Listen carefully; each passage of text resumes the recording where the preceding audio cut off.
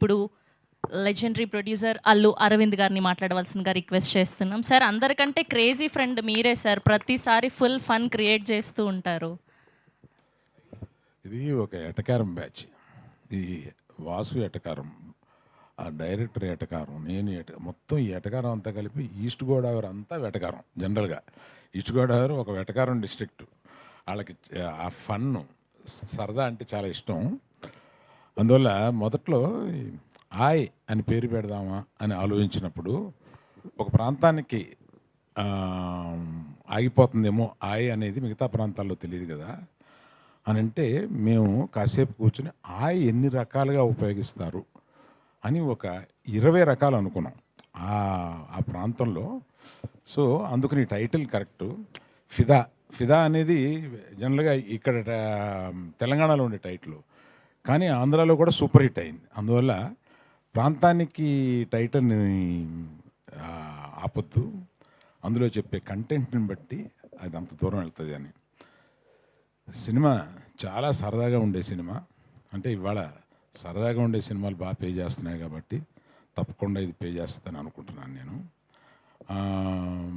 ఆ దర్శకుడికి ఆ టైమింగ్, మన కామెడీలో కావాల్సింది ఏంటి, మెయిన్ టైమింగ్. ఆ టైమింగ్ గ్రిప్ ఉంది.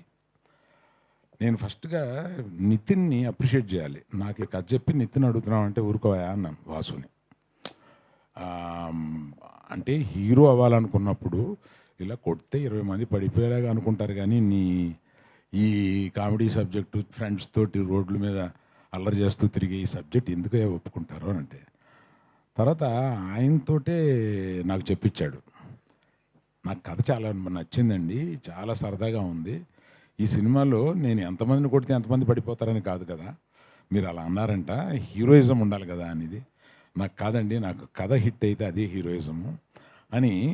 అతనికి ఒక 80% క్యారెక్టర్లో ఉంటారు. ఇంకో 2 ఫ్రెండ్స్ చాలా సరదాగా చేశారు. ఇంకొక అతని పేరేంటి, అతను ఇక్కడ లేడు, అంకిత్ అనే అతను ఇక్కడ లేడు.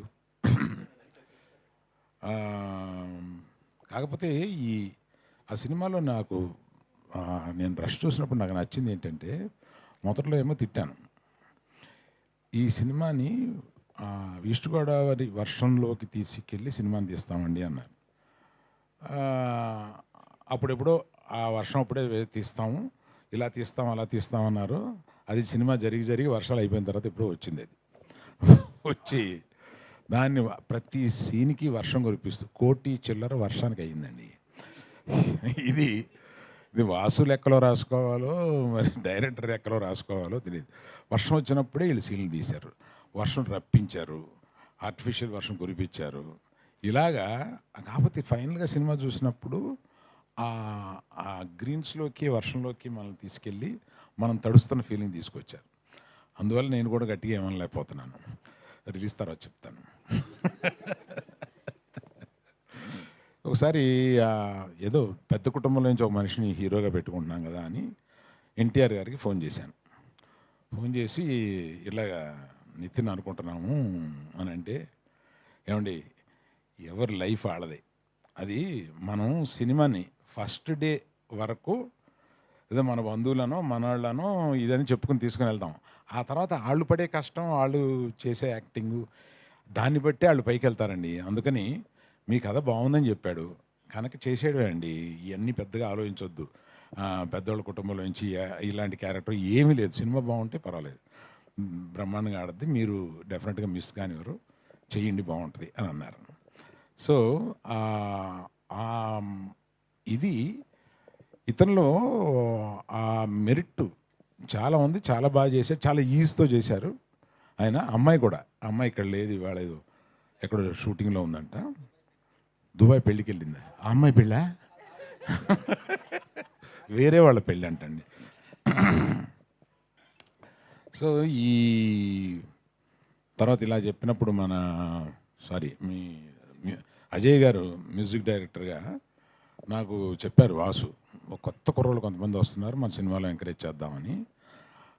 డెఫినెట్గా చేద్దామని అన్నాను. ఇలాంటి బడ్జెట్ లిమిటెడ్గా ఉన్న సినిమాల్లో మనం ఎంకరేజ్ చేసి వాళ్ళు పైకి వస్తే మనకే ఆనందం అవుతుంది. అలాగే నేను ఇంకా చాలా ఫంక్షన్లు జరుగుతాయి, నన్ను వాసు వదలడు కనుక అందరి గురించి మళ్ళీ విడివిడిగా చెప్తాను నేను. ఇంకేమైనా మర్చిపోయినా వాసు?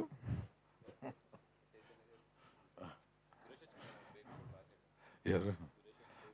మేబీ కూడా రాశారు కదా మీరు. లిరిసిస్ట్ సురేష్ గారును, తర్వాత మాకు చైతన్య గారు మా బ్యానర్లో, అంటే ఈయన కష్టాలు వస్తే అతుకునే టైప్ అనమాట. ఈయన అంటే ఎక్కడో జరగటం లేదు, ఇదేదో ఎడిటింగ్ దీన్ని ఇంకా బెటర్గా చేయాలి, లేకపోతే ఈ సినిమాని ఇంకొంచెం బెటర్గా చూపించాలి అనుకున్నప్పుడు ఆయనకున్న అనుభవం తీసుకొచ్చి చూపిస్తే ఆయన దాన్ని అక్కడ కూర్చుని నెలల తరబడి దాన్ని రిపేర్ చేస్తూ మనకు వచ్చే ప్రోడక్ట్ని మనం అలా చూస్తాం, కానీ వెనకాల చాలా కష్టాలు ఉంటాయండి. ఆ కష్టాలని ఎక్కువ పంచుకునే వాళ్ళల్లో మా గీతార్ట్స్లో చైతన్య ఒకడు. Thank you Chaitanya, thank you. So media మిత్రులకి ఇక్కడి నుంచి జనం బాగుంది అని చెప్పే వరకు మీరు తీసుకెళ్ళాలి.